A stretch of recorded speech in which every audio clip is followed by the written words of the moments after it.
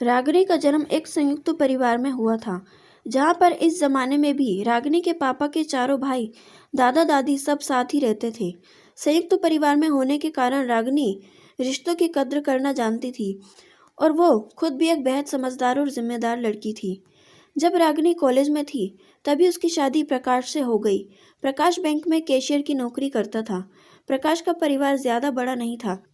प्रकाश से बड़ी उसकी दो बहनें थीं, जिनकी शादी पहले हो चुकी थी। प्रकाश की मां सरकारी स्कूल में प्रधानाध्यापक थी। प्रधानाध्यापक होने की वजह से रागिनी की सास का यह स्वभाव बन गया था कि हर काम में कोई ना कोई गलती निकालना। रागिनी के ससुर तो अपनी पत्नी के आगे बिल्कुल ही नहीं बोलते थे।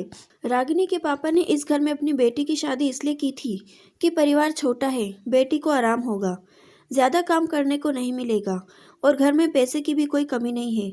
सास भी सरकारी शिक्षक है और पति भी कमाता है। लेकिन माँ बाप जो सोच कर अपनी बेटी की शादी करते हैं, असल में वो होता नहीं है। रागिनी की औकात अपने ससुराल में एक काम वाली बाई से ज्यादा नहीं थी।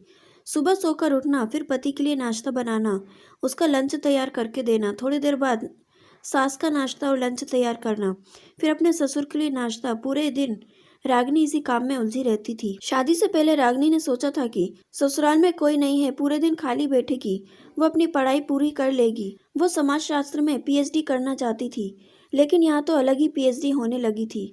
रागिनी की सास को गंदगी बिल्कुल पसंद नहीं थी।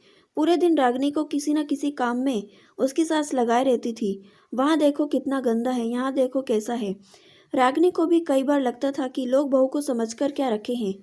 लोग शादी इसलिए करते हैं क्या कि फ्री की नौकरानी मिल जाए।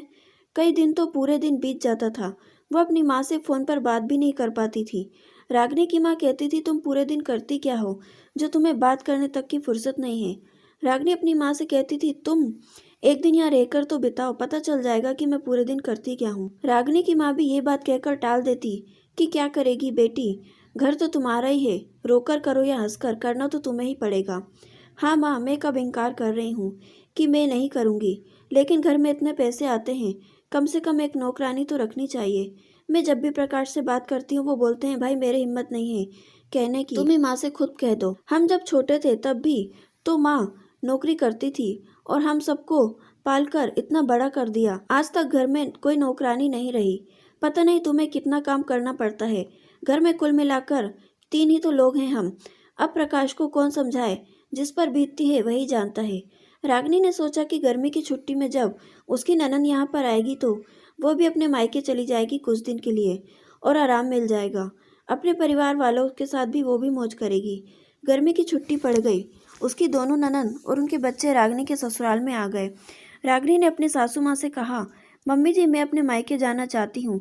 अब तो सब लोग यहाँ आ ही गए हैं, मैं भी कुछ दिन इसी बहाने अपने मायके घूम आती हूँ। माँ की भी तबीयत ठीक नहीं है, जाऊँगी तो उन्हें भी कुछ आराम मिल जाएगा। तभी सासू माँ ने जोर से कहा, बहू कैसी बातें करती हो, तुम्हारे घर में मेहमान आए हैं और तुम हो कि उन्हें छोड़कर मायके जाने की बात कर रही हो। ऐसा होता है क्या? मेरी दोनों बेटियां बेचारी अपने ससुराल में कितना काम करती हैं, यही 1 महीना तो उनको फुर्सत मिलती है आराम करने की, और तुम हो कि अपने मायके चल दी। रागिनी अपना मन महसूस कर रह गई और मन में सोचने लगी कि नंदों को मायके में आराम चाहिए तो क्या मैं पूरी जिंदगी सबकी खातिरदारी करने के लिए बनी हूँ। पूरे दिन रागिनी की दोनों ननद और उसकी सास तीनों मिलकर गप्पे लड़ाते रहते। अगर रागिनी गलती से उनके पास चली जाती तो तीनों चुप्पी साध लेते। रागिनी पूरे घर में अपने आप को अकेला महसूस करती थी। शाम होते ही सासू माँ अपनी बेटियों को लेकर बाजार शॉपिंग करने के लिए चली जाती और उसकी दोनों नंदे अपनी माँ से ढेर सारा सामान खरीदवा कर लाती। एक दिन सब बाजार जा रहे थे। रागिनी बोली, मम्मी जी मैं भी बाजार चलूं? क्या मुझे भी कुछ खरीदना है? रागिनी की सास ने कहा, अगर तुम बाजार चली जाओगी तो घर में खाना कौन बनाएगा? रागिनी अपनी सास से कुछ भी सामान खरीदने को कहती तो बड़ी मुश्किल से वो खरीद कर देती थी और अपनी बेटियों के लिए तो ऐसा लग रहा था कि सारे पैसे लौटा देंगी। रागिनी की दोनों नंद अपने भाई के सामने ऐसे दिखाती कि वो अपने भाई से कितना प्यार करती हैं और भाभी से भी। रागिनी ने अपने पति प्रकाश से कहा कि मुझे भी मायके जाना है, आप अपनी मम्मी से बोल दो। प्रकाश ने एक दिन अपनी माँ से कहा कि रागिनी को भी बहुत दिन हो गए अपने मायके गए हुए और अभी तो दीदी भी आई हुई हैं। प्रकाश के सामने प्रकाश की माँ ऐसे दिखाती कि वो कितना प्यार करती है रागिनी को।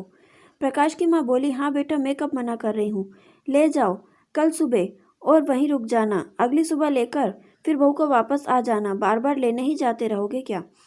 रागिनी ने सोचा चलो कोई बात नहीं, एक दिन तो मिल ही रहा है। सुबह होते ही प्रकाश रागिनी को लेकर उसके मायके पहुंच गया। अगली सुबह होते ही प्रकाश बोला जल्दी चलो, जल्दी तैयार हो जाओ, मुझे ड्यूटी भी जाना है।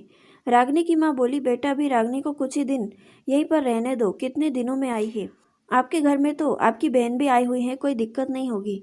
प्रकाश बोला यही तो दिक्कत है माँ जी, आप ही सोचिए कि आपके घर में कोई आया हुआ है और आप भी घर से बाहर चले जाए तो क्या ये अच्छा लगता है? रागिनी बोल उठी कि ये तो हर साल होगा, हर साल गर्मी की छुट्टियों में आपकी दोनों बहन यहाँ पर आएंगी, तो क्या मैं कभी भी छुट्टियों में अपने मायके नहीं जाऊँगी?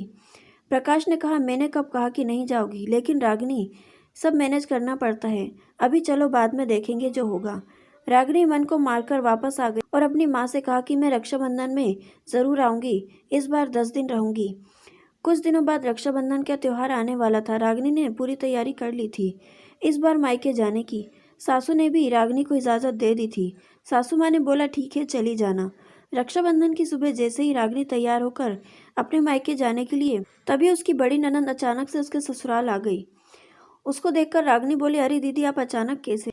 रागिनी की नंद ने बोला क्यों, आज रक्षाबंधन है तो क्या मैं अपने भाई को राखी बांधने नहीं आ सकती हूँ? रागिनी की ननंद ने बोला दरअसल बात यह है कि आपके बहनोई भी अपनी बहन के घर राखी बंधवाने गए हैं, तो मैंने सोचा कि मैं भी अपने भाई को राखी बांधने चली जाती हूँ। मैंने बोला दीदी लेकिन हम तो अभी कुछ ही देर में अपने मायके जा रहे हैं और प्रकाश भी मुझे लेकर जाएंगे। मेरी ननंद बोली ऐसे कैसे चले जाएगा, उसके लिए तो मैं इतनी दूर से आई हूँ।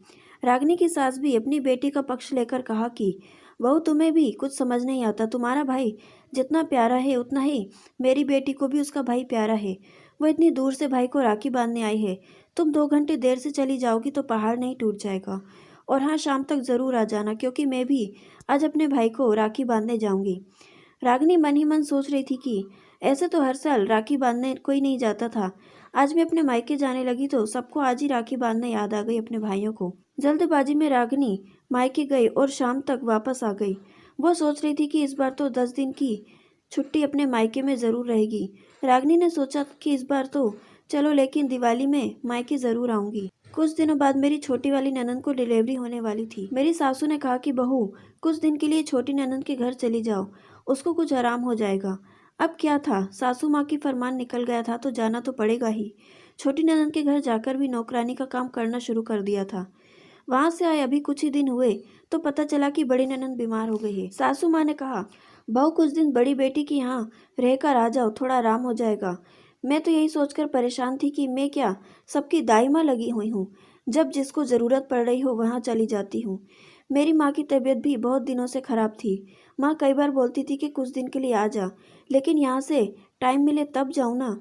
एक दिन पापा का फ़ोन आया, तुम्हारे माँ को लकवा मार गया है, जल्दी आ जाओ। मैंने सासू माँ से जब ये कहा तो सासू माँ ने कहा तुम्हारे जाने से क्या उनका लकवा ठीक हो जाएगा? तुम्हारे मायके में तो कितने सारे लोग हैं, तुम्हारी चाची तुम्हारी माँ को सब सेवा करते ही हैं, सब उन्हें देख लेंगे संभाल लेंगे। और तुम्हें तो पता ही है कि कल से मुझे ट्रेनिंग के लिए दिल्ली जाना है। यहाँ पर कौन खाना बनाएगा? प्रकाश और ससुर जी का। इस बार मैं रुकने वाली नहीं थी। मैंने अपना बैग पैक किया और सासू माँ के पैर छुए और घर से बाहर निकली, ऑटो पकड़ी और सीधे अपने मायके पहुँच गई। मैं बेटी हूँ और किसी को मतलब हो या ना हो, मुझे तो अपनी माँ से मतलब होगा ही। ननन को दिक्कत होती तो सासू माँ कैसे जल्दी से मुझे भेज देती, लेकिन मेरी माँ की तबीयत खराब हो उनको बिल्कुल भी चिंता नहीं। मेरे जाते ही मेरे ससुर ने मेरी सासू माँ से कहा एक दिन तो ये होना ही था। कोई भी किसी की कद्र तभी करता है जब सामने वाला भी उसकी कद्र करे और उसकी परेशानी को समझे। मेरी सासू माँ ने मेरे ससुर को डांट दिया और कहा आप तो चुप ही रहिए। दोस्तों, हमें यह समझना चाहिए कि लड़की को अपने मायके से उतना ही प्यार होता है जितना दूसरी लड़की को। सास को भी ये समझना चाहिए कि जैसे आप अपनी बेटी को अपने मायके में बुलाकर प्यार दुलार देते हैं, वैसे ही बहू को भी अपने मायके में चाहिए होता है। लेकिन हम ये भूल जाते हैं कि बहू का भी कोई मायका होता है। दोस्तों, इस टॉपिक पर आपका क्या कहना है? आप अपनी राय कमेंट बॉक्स में शेयर ज़रूर करें और आगे ऐसी वीडियोस और जानकारी पाने के लिए हमारे चैनल को सब्सक्राइब करना ना भूलें और इस वीडियो को आगे शेयर करना भी ना भूलें। Thank you.